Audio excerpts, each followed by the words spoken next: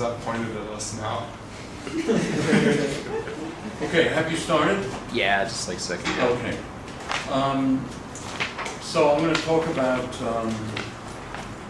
Lie algebras, but I'm also going to try to do, I'm going to do a demo of the commutation relations of the rotation group. And we can do that with a sphere like this. And I'm also going to give a sort of, let us say, an illustration of the spin statistics theorem. And so let me get started.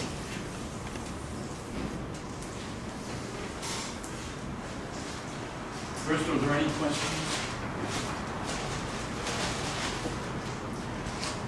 So the homework, which was tentatively due today, is it hasn't shown up. Oh, I collected it all. Huh? I took it all. It's in my backpack. Oh, you've got it already. Yeah. Okay. But if some students want to turn it in late, that's okay. It was assigned so late. There's a debate coming in. Okay. So we were talking about continuous groups and representations of continuous groups. Now let's see, I think it's plenty cool in here, so we can turn off the air conditioning, but there may still be too much noise, so I'm going to shut these windows until the first sneeze.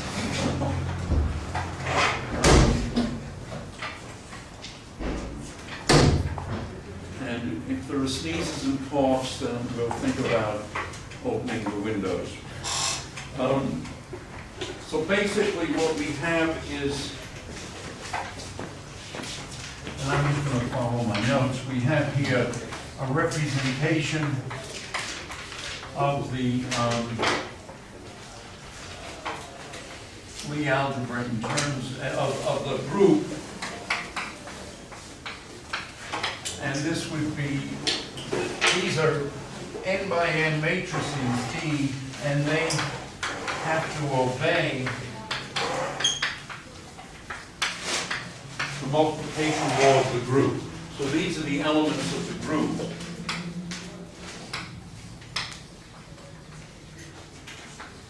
And these are the matrices rep D of group G. And the alpha then are continuous parameters. Now, if you study the group itself, well, you've got something that's hard to visualize, very complicated. It's a manifold in n dimensions and so forth. But if you look simply at the elements near the identity, then you've got the identity plus I, T sub A, D alpha sub A, where this is a sum, A equals 1 to n over the, let us say, n generators of the group. Yes? So just, what's the word you used? D alpha 3. Let me just toss this to you. What's this now? Is it net or rep? What's the word? On the top line, there's one. Representation. Oh, representation. All right. Good point. Yeah, and the German apparently is Darstellung. That's why it turns out that physicists in the United States didn't study group theory until late 20s, early 30s. Wigner wrote a book on group theory, and of course Wigner was German. And in fact, the book was originally written in German, then it was translated into English. In fact, by the time it got into English, it was probably imported, because I think the copyrights were taken over by the Allies, because they were all German, so they just took them. Anyway, Wigner by that time was a professor at Princeton. Okay, so this is what the matrices of the representation look like the ones that are near the identity. And clearly the eighth generator is simply minus I, the derivative with respect to alpha A of this thing of the representation at alpha equal to 0. And if the matrices are unitary, oh, sorry. But I'm gonna use that later, but you don't need it now. I see. Was it intimidating? Just hard to see. All right. So if D adjoint, then these are things, then D is unitary. And it turns out that if the group is non-compact, then if the group is compact, then you can have unitary representations that are finite dimension. Yes? What is compact or non-compact? That's a good question. Let me answer it first by examples. The rotation group is compact. And what goes on with the rotation group? Well, here. With the rotation group, you rotate, and any sequence, what you're doing basically is the parameters for the rotation group are effectively finite, because if you go more than 2 pi, you're just repeating yourself with rotations. Of course, these are 2 pi about any given axis. On the other hand, think about the Lorentz transformation. Then you have a boost to, say, 35 miles an hour on Lomas, 55 or so on I-40.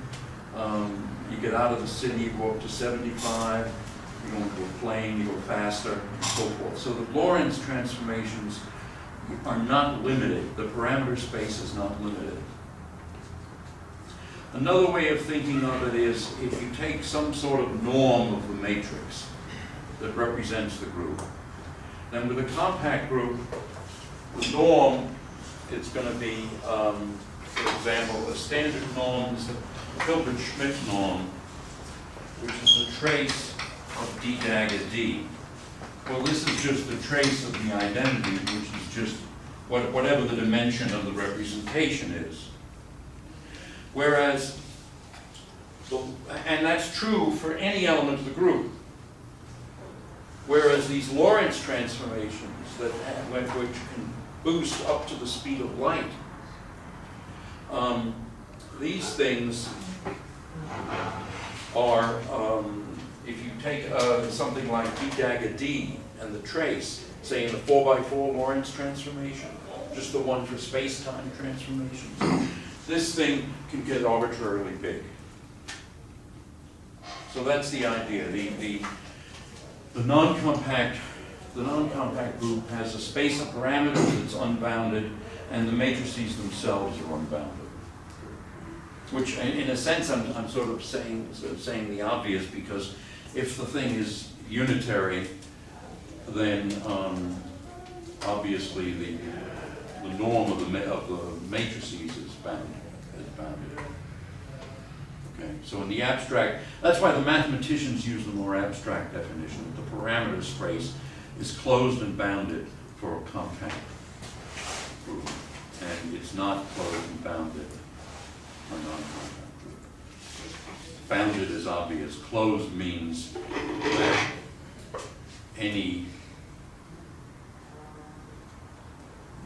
set of points, any convergent sequence of points has a converges to a point in the set. That's what closed means. Mm-hmm. So like the interval from 0 to 1, including 0 and 1, is closed, but the open interval between 0 and 1 is open. That's tautology. All right, so we've got it. So there's something subtle there, but intuitively it's obvious. Anything else? Yeah. So for these alphas, is it a property of group theory that they're allowed to be continuous, or is that just useful for physics? Well, it's a property of the group. The group is a continuous group. The rotations, think about the rotation just about the z-axis, where you can turn not at all, a little bit more. You know, you can make it's a continuous transformation. Do there exist groups that are not continuous? Oh, sure. For example, one of the simplest groups is Z2. This consists of two elements, 1 and -1. Or even more trivial, Z1. It's just the number 1. Wait. Sorry for using a different definition of continuity, but wouldn't Z1 in fact be continuous because it's continuous within the neighborhood of the number Z1 1? you're talking about. Yes. I'll leave that to you can argue with the philosophers. Has to be a point. Is All the continuous. mathematicians. I don't know. I'm not going to contradict you. Okay, if you can see that this thing here, if the TAs are Hermitian, D will be unitary, at least the lowest order, because then you would have D dagger will be, it's 1, how did I write it? Plus, let's use the summation convention.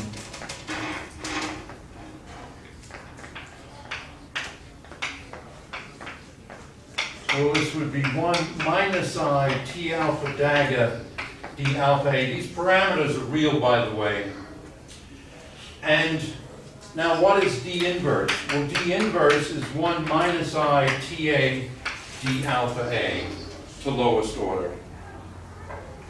Because then D inverse is 1, the linear terms cancel and you just get TATB, D alpha A, D alpha B, but this is second order in the infinitesimal differentials. So in other words, if T dagger is equal to T, that is to say, if these generators are Hermitian matrices, then the representation is unitary. And remember, these generators are minus I derivative with respect to the real parameters of the group element near the identity. Okay. All right, now one can make these, one can introduce an inner product on these generators, and this is just the trace of TA dagger TB. And we can use a Gram-Schmidt or some other method to make these things not orthonormal, but orthogonal. And the reason why we don't go all the way and make them orthonormal, that is to say, set k equal to 1, is because, well, I'll tell you in a moment, it's that we want the representations to always respect the multiplicative law of the group, the multiplication law of the group. And in order to have that, we can't set k equal to 1 everywhere. We'll see that in a moment. Now, we can write d of alpha is the limit n goes to infinity of dn of alpha over n, which is I plus I alpha a ta summed over a divided by n to the n, and this is e to the I alpha a ta. So this is called the exponential parameterization.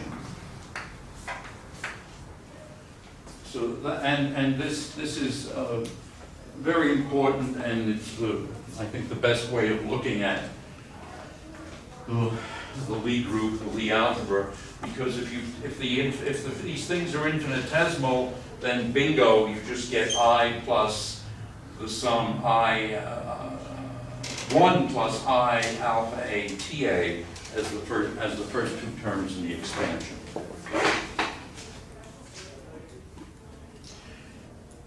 All right, now here we're going to do something important, and I'll do it over here on this clean board.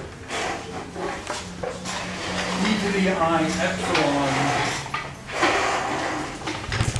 TB, e to the I epsilon TA, e to the minus I epsilon TB, e to the minus I epsilon TA. Okay, so we worked this out, and this is approximately 1 plus I epsilon TB minus epsilon squared over 2 TB squared times 1 plus I epsilon TA minus epsilon squared TA squared over 2 times 1 minus I epsilon TB. Actually, I should have done this over there, I think. But anyway.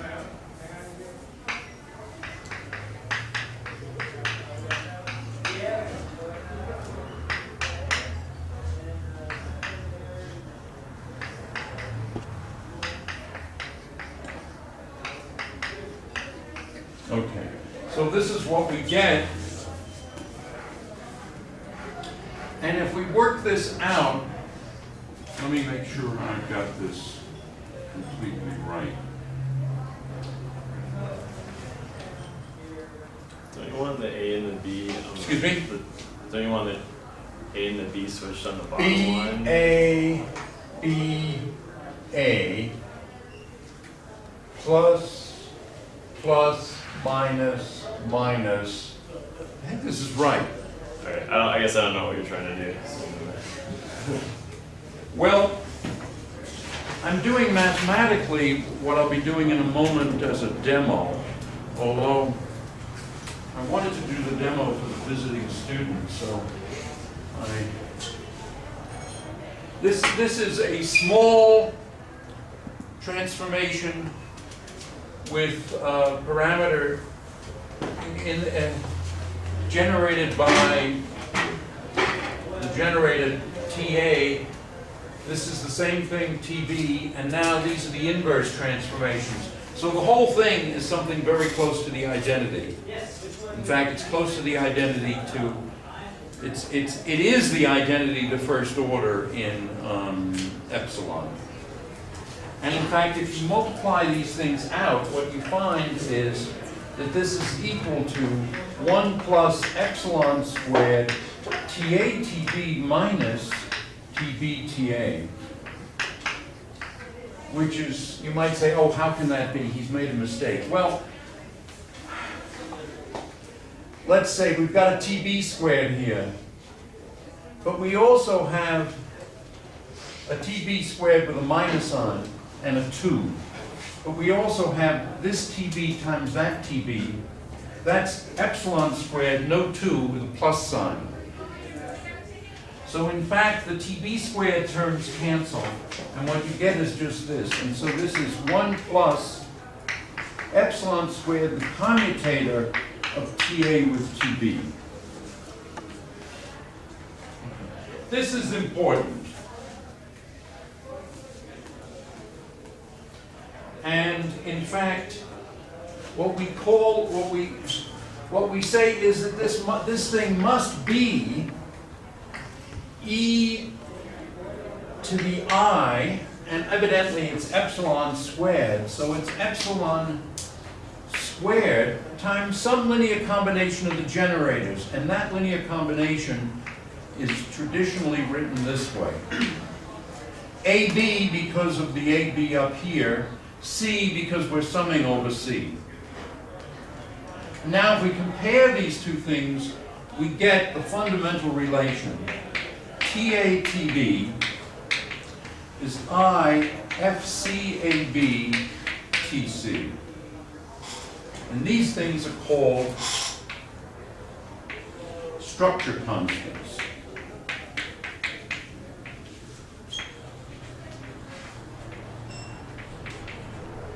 So you see you see if you start with a continuous group, you define your generators by these partial derivatives.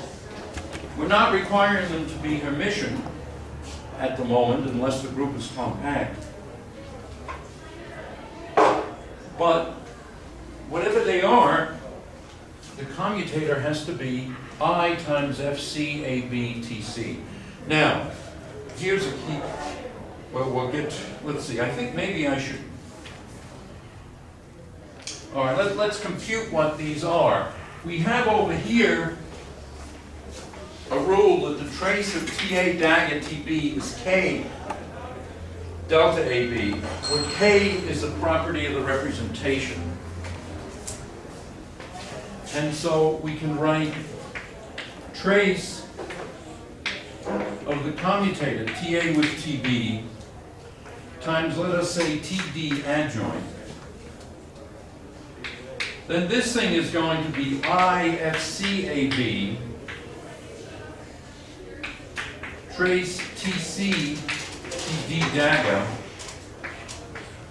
and so this is IFABC, delta CD times K, where K is the constant associated with this particular representation. The T's are the generators in a particular representation. Remember, they're partial derivatives of the representation matrix with respect to the parameters. And so our formula then is that FCAB is equal to minus I over this constant K, trace of TATB, and let us say TC dagger. So I've gone from C to T. So this one here you see would be equals IFDAB. With K. Is there a question? Times K. Times K. Yes. So you get, I don't know if you want all of these. You get one for moving the camera. We'll save them. We'll You save get them. No, I'll just keep them. I just two want you. for asking a question, and yet another for a correction. Do you want the third, or are you worried about diabetes? No, I'll take it. I'll take it. I just want you to Give it go to a away. girl. All right. So, forgive me if I'm, forgive me if I'm wrong, but the delta function, shouldn't that bring the super... Delta, Kronecker delta. This is Kronecker delta. This delta CD here So it's not 9 is 0, C not equal to D, 1, C equals D. This is Kronecker's delta. Yes, but so it doesn't really affect the, so it doesn't really affect the position of the indices, because if it does, it seems like it should bring the D down to the... No, it doesn't bring the D down. You can write it like that. It's 0 or 1, so it... Did I bring the D down? No, No. I just said C equal to D. Shouldn't you then write the delta as like delta C suits with D? You guys are being too precious. All right, I mean, if you want, I'll do that.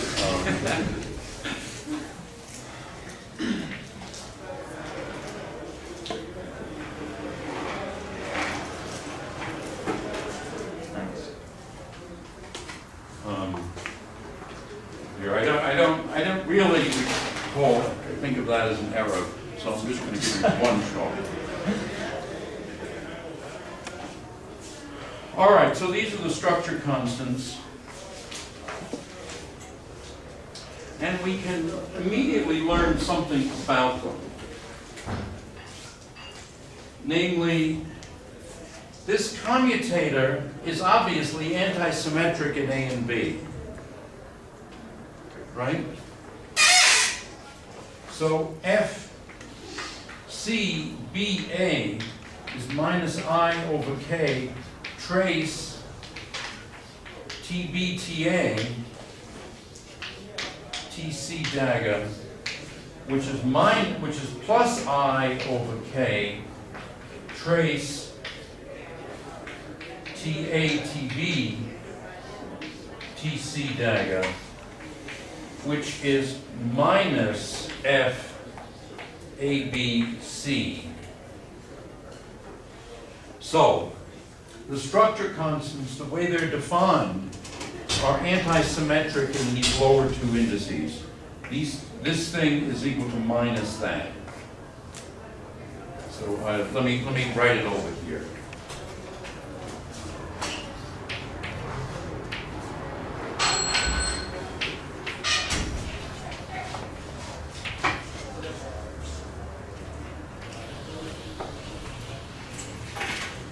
Okay, FCAB is minus FCBA. So they're always anti-symmetric in the lower indices.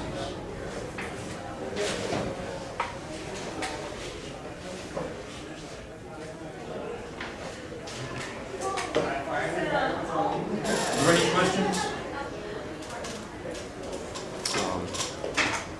I don't need a chocolate for this one. Huh? I don't need a chocolate, but I have a question. So, is it possible that these commutators won't close on the generator? These commutators what? Won't close so that there will be an infinite number of generators? Ah, that's very interesting.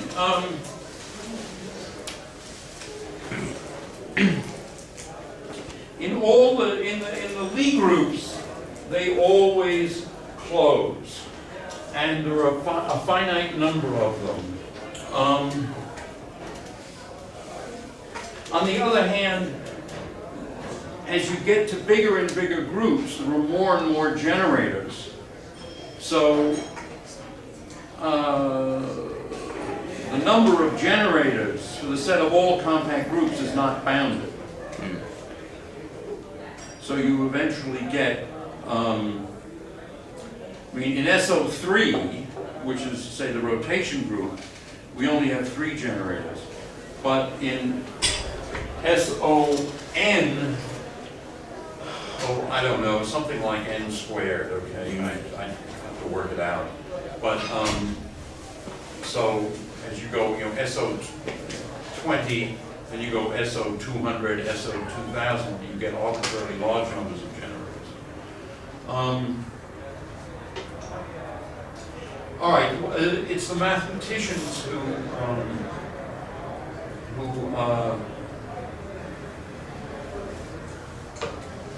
they guarantee that it always closes. And the reason is that they think of the Lie algebra as of commutator multiplication as the defining multiplication of an algebra.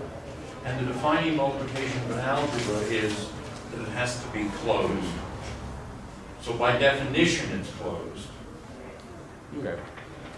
And now you can say, well, what if we don't do that? And I don't know. It may be that,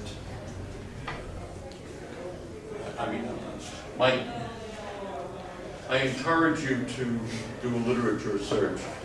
And if it's not there and it makes sense, write an article about it. Well, the reason I ask is, I think, so there are known equations with infinite numbers of symmetry.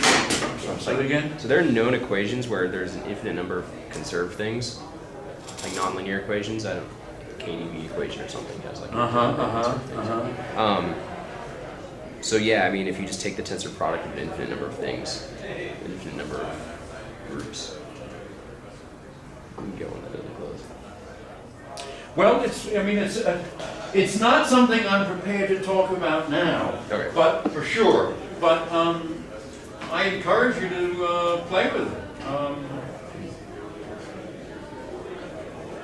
Okay. I can't predict where it's going to lead. But for ordinary Lie groups, the thing is finite. Mathematicians just define it from the get-go. So it's closed. All right, now let me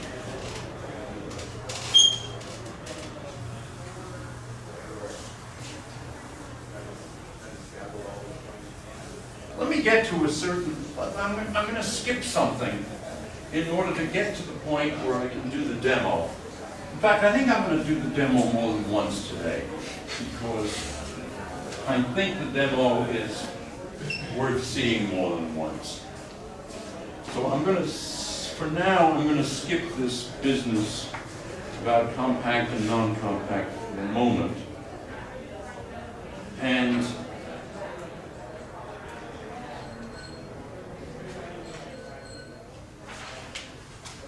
I guess go back to that relation there, but I'm going to write it again.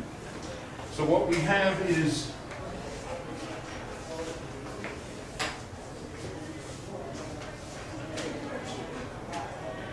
e to the I epsilon TB, e to the I epsilon TA, e to the minus I epsilon TB, e to the minus I epsilon TA. And this is equal to, approximately equal to, e to the I epsilon squared FCAB TC. Okay. Now let's think about this in terms of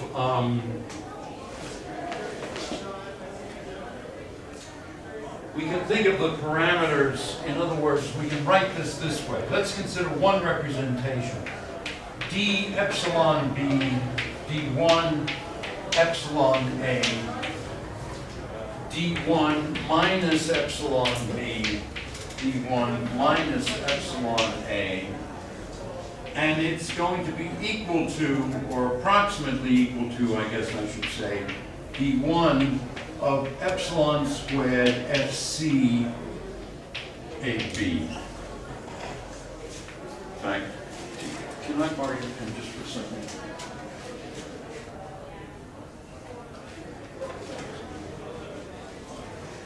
And then we can think of a second representation.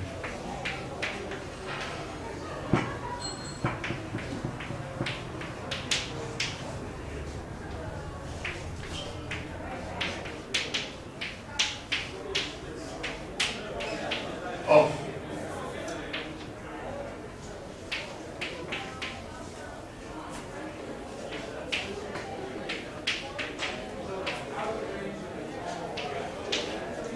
And the point is that, remember that this is, what this is doing is this is respecting the group law.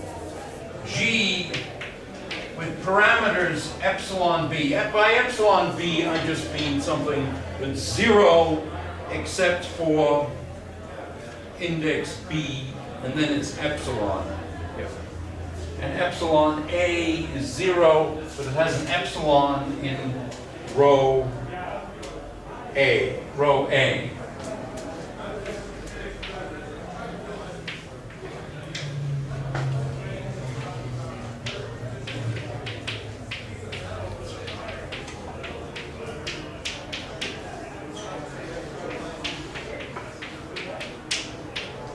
So, in other words, by what we see is that these representations respect the group law, so the group law has to be this for these parameters. And so if both representations are to respect the same law of multiplication, then we have to have that I should have used here F1, F2. In other words, over here, we had a particular representation, and we found that this had to be this. Well, these are the structure constants for this representation. Now we come over here, and we do it twice. They both have to respect the group multiplication law, so these structure constants have to be the same. In other words, FC1AB has to be FC2AB. So the structure constants have to be the same. Yeah? I'm not sure this is worthy of chocolate, because I think you might say it, but what are epsilon A and epsilon B?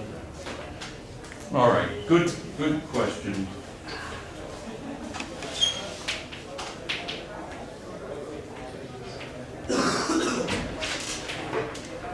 this is for, say,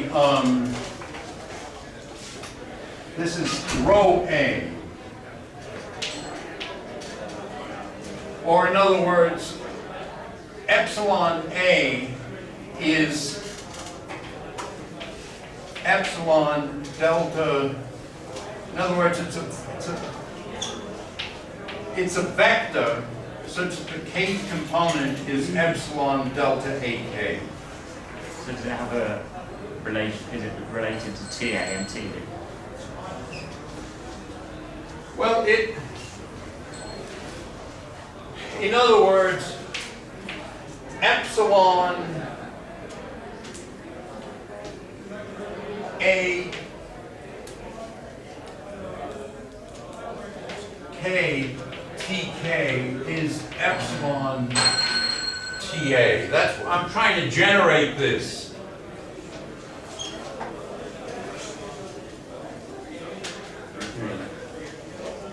In other words, they're just the parameters, they're the alphas, or the D alphas. The D alphas that get you this and that and that and that. These things I'm calling epsilon B, epsilon A.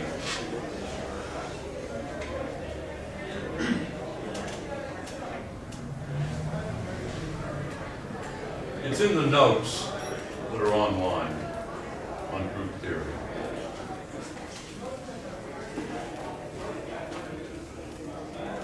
In other words, this thing is what I was previously calling D alpha. And here, D alpha, let us say, D alpha I is epsilon times, let us say,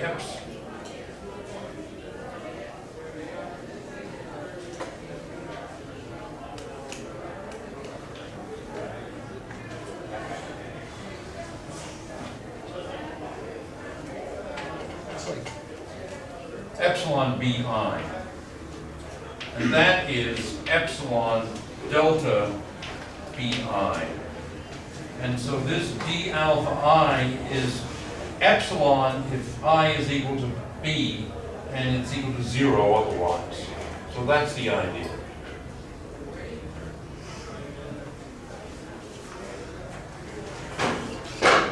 Okay, so since both representations must respect the same multiplication law, and since by explicit computation they're of this form, it follows then that the structure constants have to be the same in all representations.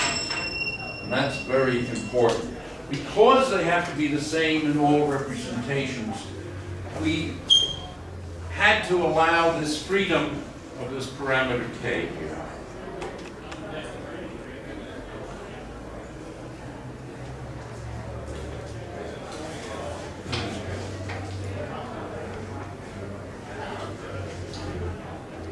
All right, now let me go to the rotation group. So I'm sort of skipping around a little bit because I want to get to this physical demo.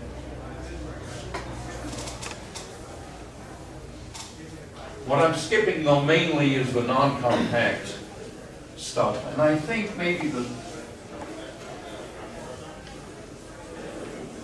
I'm going to say the emphasis today is going to be on the compact groups, which are what the Lie algebras are mainly about.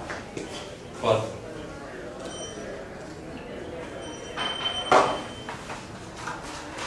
obviously the Lorentz group is not compact and the translations are not compact. All right, let's think about the rotation groups. The group is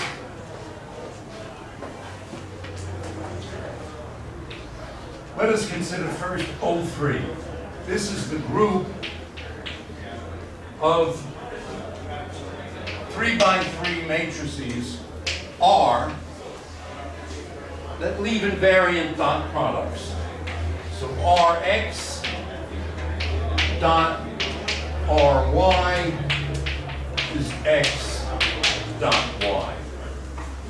Okay, remember that the easiest way to define a group, make sure you have closure, is to make the group a set of transformations that leave something invariant. And if they leave something invariant, then they're going to be closed. And the associativity and the identity and the inverse are trivial because are intrinsic properties of transformations. This dot product we can rewrite as R, let us say, ijxj times rik yk, summing over j and k from 1 to 3. So if I'm going to do it explicit,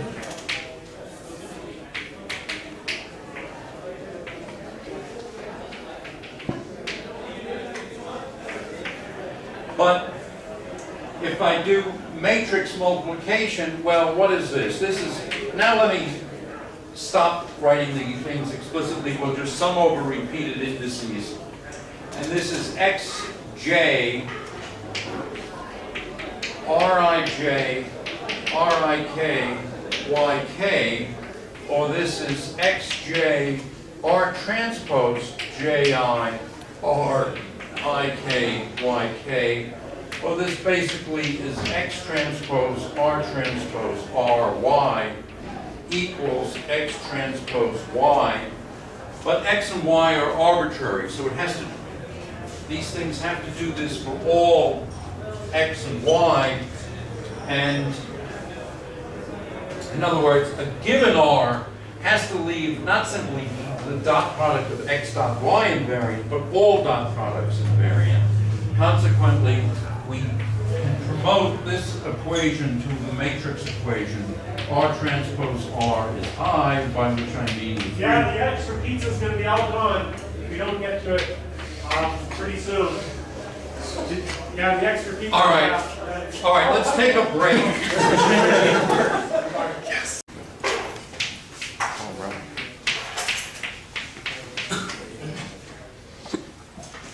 All right, are we ready to go? We have almost everybody here. All right, so you started it again? Yeah. Okay. All right, so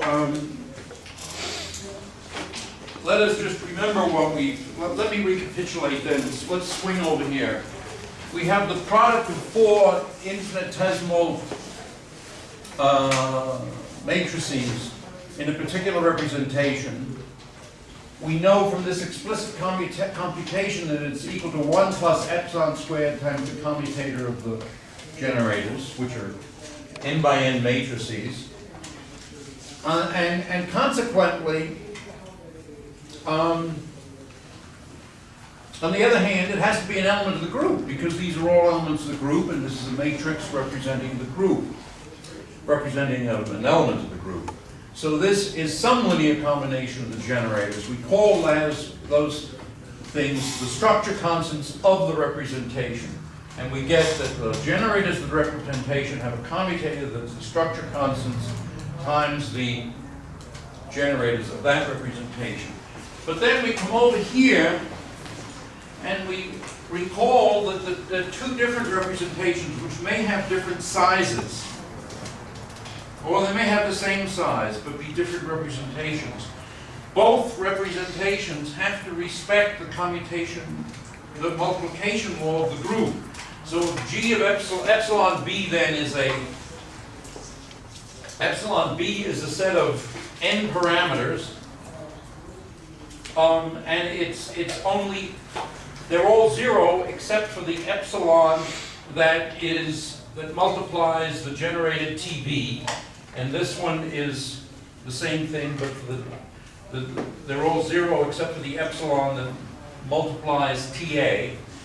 The group multiplication law is this, and consequently, the 2 representations must respect, because representations always respect the multiplication law of the group.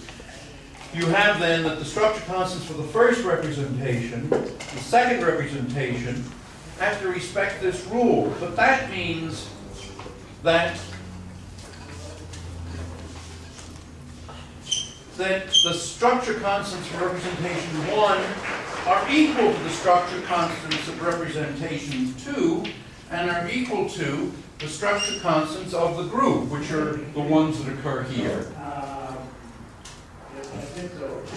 And that's why when we had this K, we had to allow it to be free. We couldn't just say that it was a particular K. All right, an example.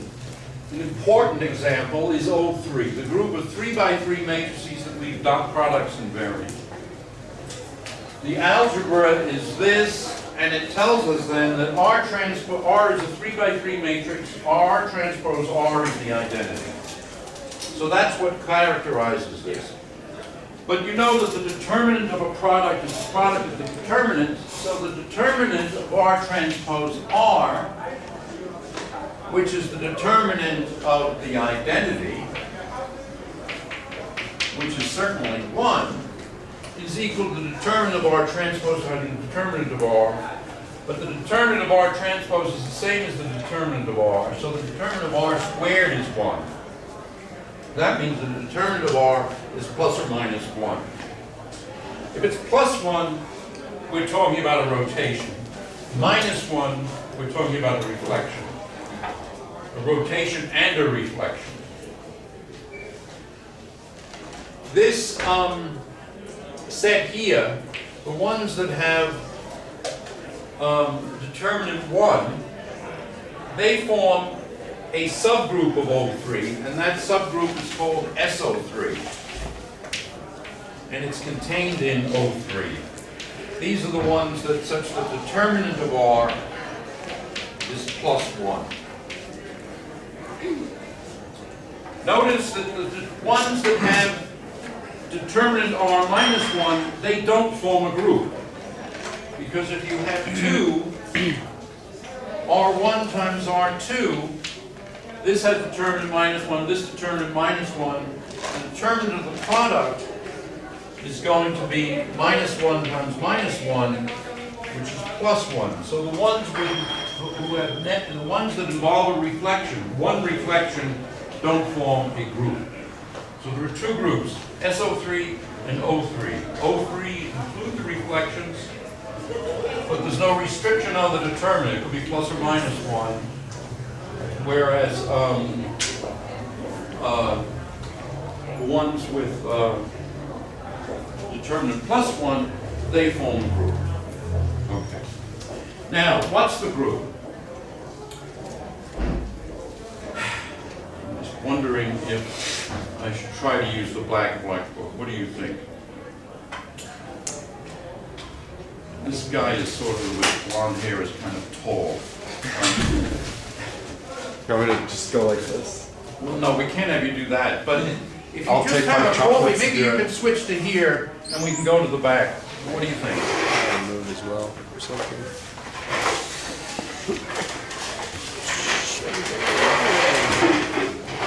Okay, so R is equal to I plus omega. Omega is tiny. It's a tiny 3 by 3 matrix. And so the rule is R transpose R is the identity, so that's I plus omega transpose times I plus omega is going to be 1. This is I plus omega transpose plus omega transpose omega. This is super infinitesimal. We ignore it, and so we say omega transpose plus omega is 0. So the generators should be the omega transpose is minus omega. All right. These are 3 by 3 matrices. And so we can write them this way, omega 1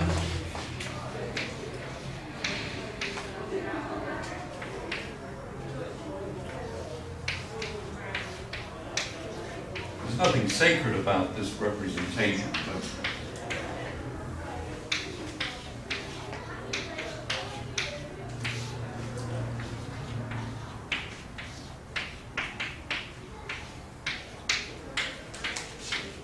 all right, so here are 3 matrices They're all anti-symmetric. These are the three generators. Notice that if we take omega b, considered as a matrix, and we take the AC matrix element, in other words, row A, column C, what do we get? What we get is epsilon ABC. Okay, was that allergies or? Allergies, Allergies. I promise. It was you again, okay.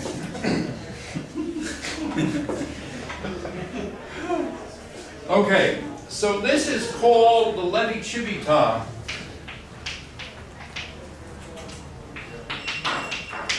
The Levi-Civita symbol. It's totally anti-symmetric.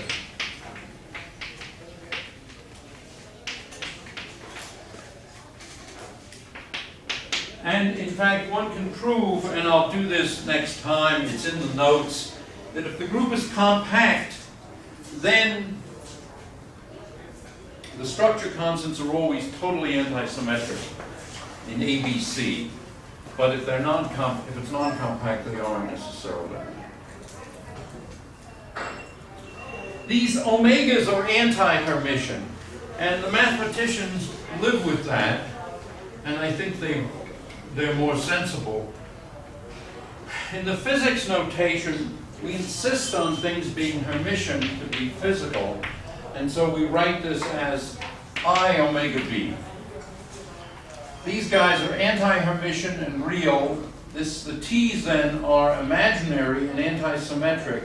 So TB dagger is minus I omega b transpose, which is I omega b, which is TB.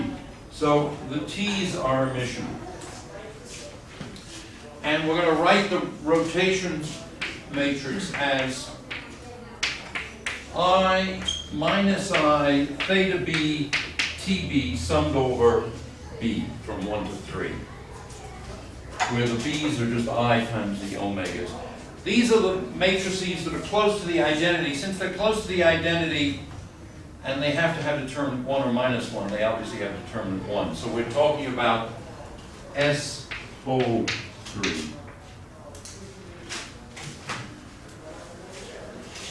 All right. And these T's,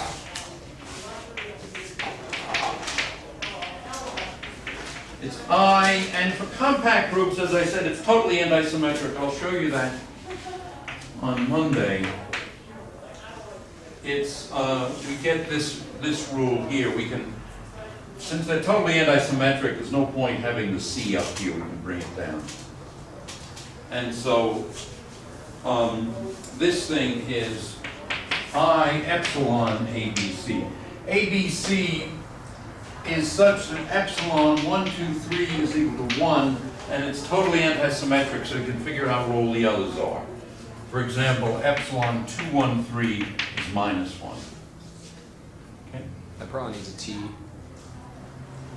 That last line you wrote, the one with the I epsilon ABC, that needs a T. Duh. Yes, you wanted chocolate. Okay. Great, good point. This turns out to be what's called the adjoint representation of SO3, and I'll say more about that on Monday. In physics, what we do is we set the angular momentum, we say, are h bar times TA. So LA is h bar TA, which is I h bar omega A. And these then satisfy the commutation relation.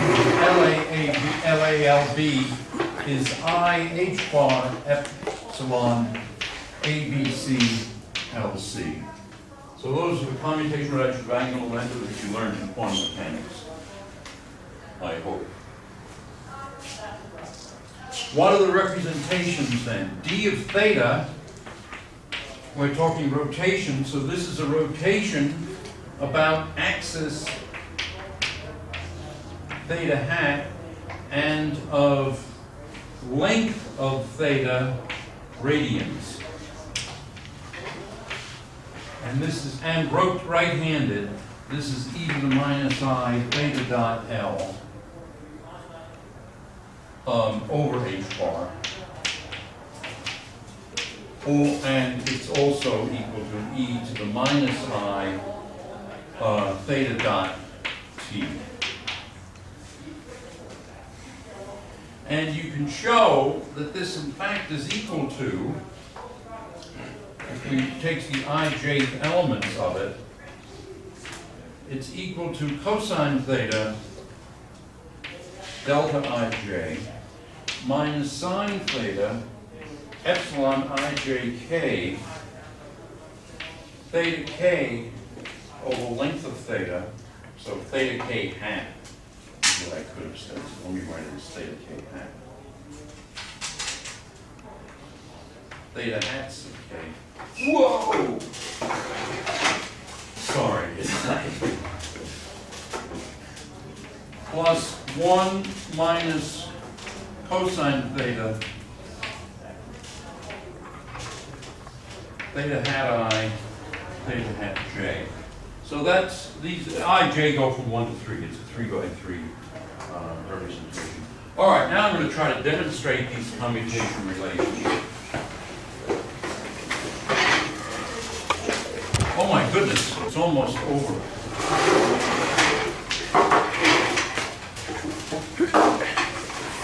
So,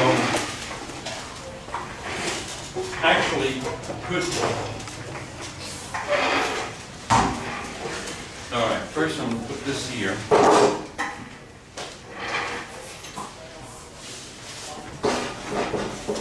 Now, let's adopt a Euclidean coordinate system. X, Y, Z. Z is the usual, it's a federal law, it has to be in the vertical direction. X is going to be out this way, X, Y, Z. Okay. All right. Now, what I'm first going to do, and let me just make sure that I've got this right. Let me maybe write down what I'm going to do here.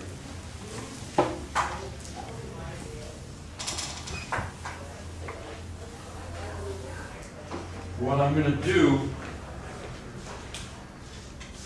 is first e to the minus I epsilon Lx over h bar, e to the minus I epsilon Ly over h bar, e to the I epsilon Lx over h bar, e to the I epsilon Ly over h bar.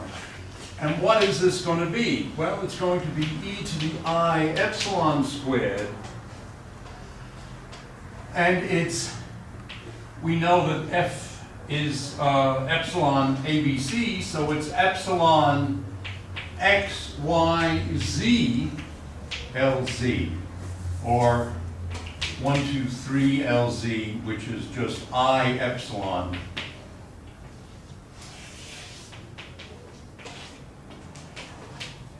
And is equal 1 over, over h bar. So in other words, what I want to demonstrate is the commutation relations. That the thing that occurs here is 1. By showing that if we do the right-handed rotation about the x-axis that's small, right-handed rotation about the y-axis that's small, left-handed rotation about the x-axis, left-handed rotation about the y-axis, we're going to get a left-handed rotation about the z-axis. Okay. First, a right-handed rotation about the x-axis. That's the x-axis. All right. That's my infinitesimal rotation.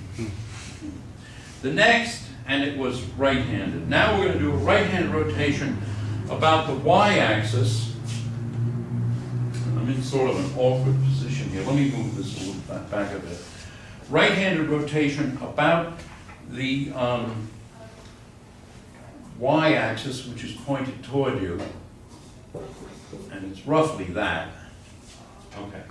Now we're going to do the inverse of the right-handed rotation, or a left-handed rotation, about the x-axis, and so this would be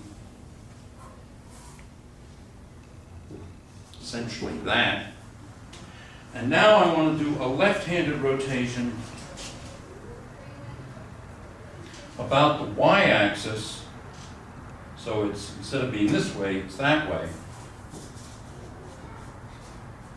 And what have we seen? We've seen that the net effect is a left-handed rotation about the z-axis. This thing that was pointing at you somewhat aggressively is now directed in this direction. Okay? So indeed, and that's the plus sign here. Plus sign means it was left-handed. Now, of course, this isn't exactly right. It's also down a little bit. On the other hand, this was done by hand, not by computer. And the thing wasn't an infinitesimal rotation. It was a rotation of, I don't know, 20 degrees or so.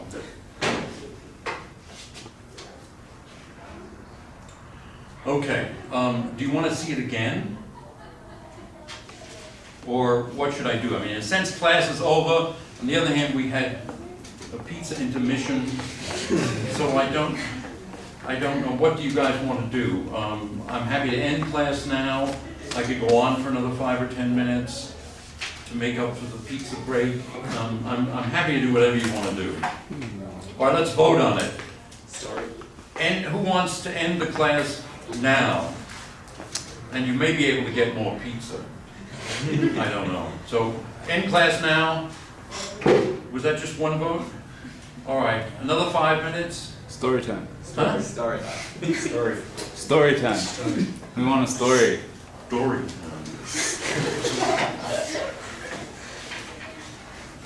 Well, did I tell you about Majorana? No. He Don't think so. disappeared sometime during the Second World War, somewhere in Italy, on a ferry. I don't know if the ferry sank or if he was pushed off the ferry, jumped off the ferry. But my recollection is that was what happened to Majorana. Something involving the ferry. But he was never. Be careful of Italian ferries. Actually, there was a ship that went aground off Italy recently, but it was one of those pleasure cruises rather than ferries. I'm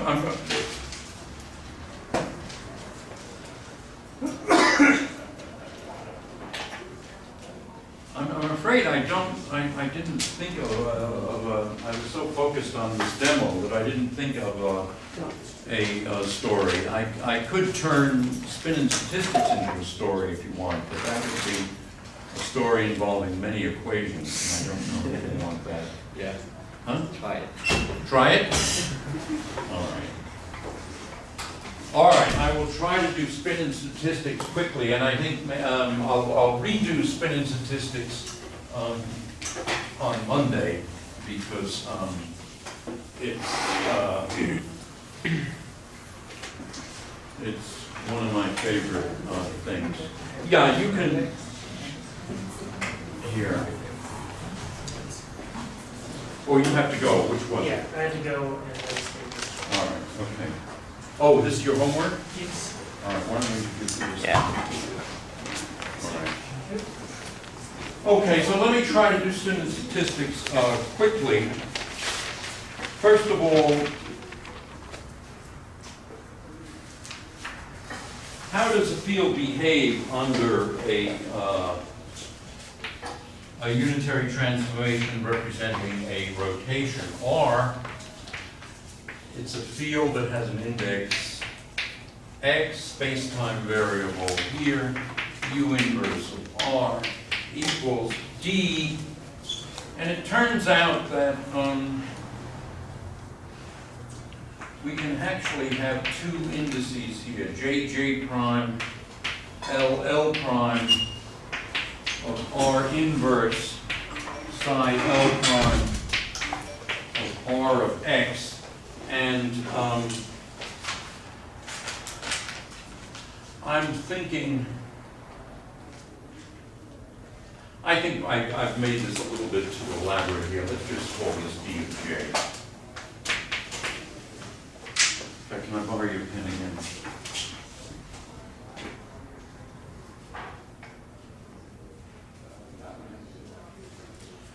All right. Now, how does this go? Well, we're going to be doing rotations about the z-axis, and so what we expect then is that.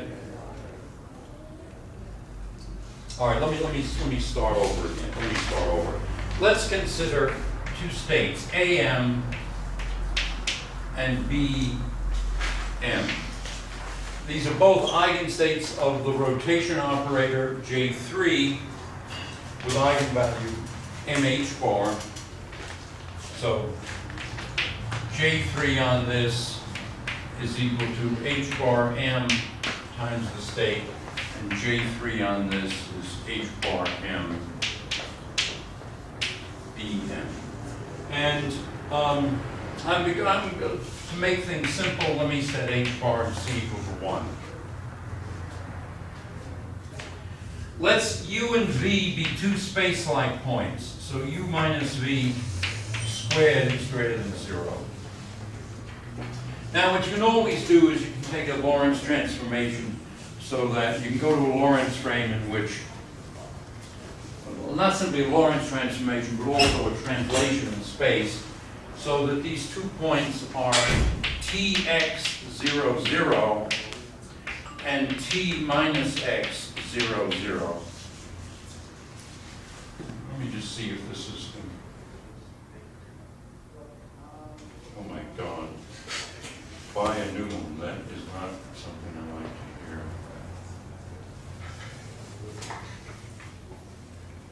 All right, doesn't matter. Okay, so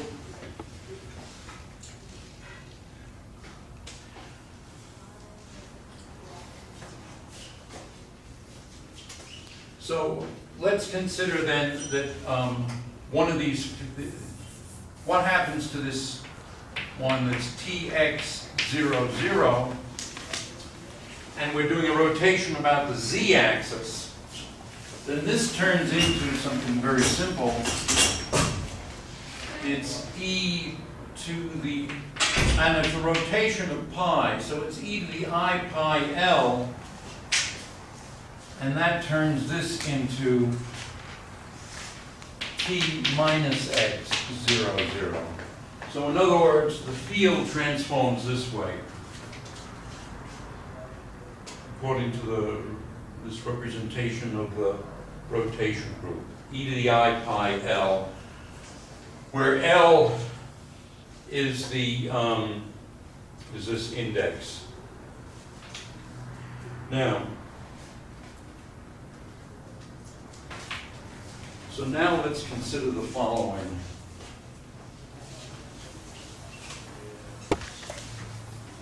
I warned you guys that this wasn't really suitable for story time. Okay? But let's do it anyway. Let's consider B, M, and we're going to write this as psi L of Tx, psi L of T minus X, and I'm leaving out the 0, 0. Well, maybe I'll put them in.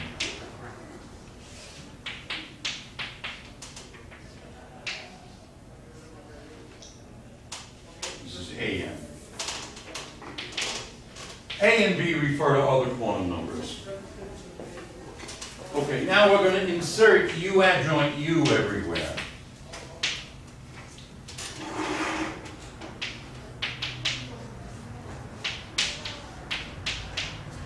So now let me write this as just Tx. I'll leave out the zeros.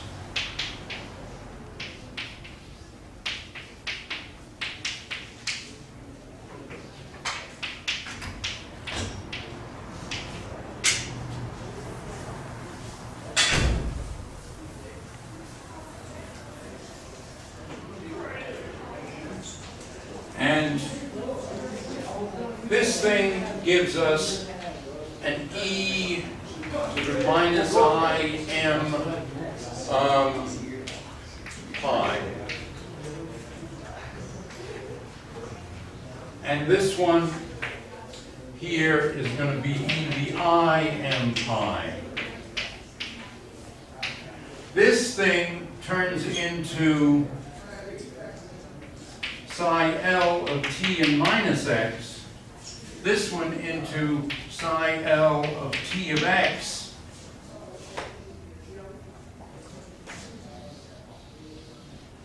But there's this factor, and it's e to the I pi L. And there's also an e to the I pi L here. So the net thing, the e to the I m pi cancels, so we have e to the 2 pi I L bm psi L of t minus x psi L tx am. Okay? All right, now, two cases. Suppose j is an integer. Then L is an integer. And this thing is just 1. And that means we can subtract one side from the other, and we get the bm commutator of psi L of tx psi L of t minus x am is 0. So the matrix elements of the commutator vanish. On the other hand, suppose J is 2n plus 1 over 2, then L is some 2m plus 1 over 2.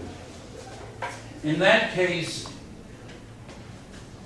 well, L, well, not this m, some other m. K plus 1 over 2. So 2L is then an odd integer. So this whole thing is an odd integer times I pi. That's minus 1. Then when we pull it over to the other side, we get the matrix elements of the anti-commutator.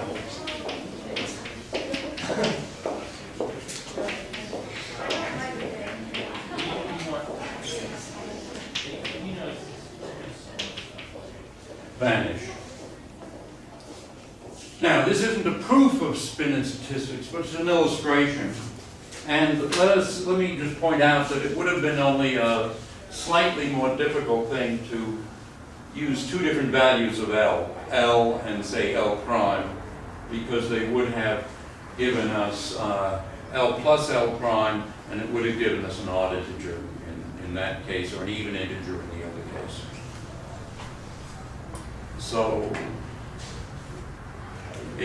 what this shows is that the spin determines the statistics. It's not a full-blown anti-proof of the theorem. You look unhappy. What? Sleepy?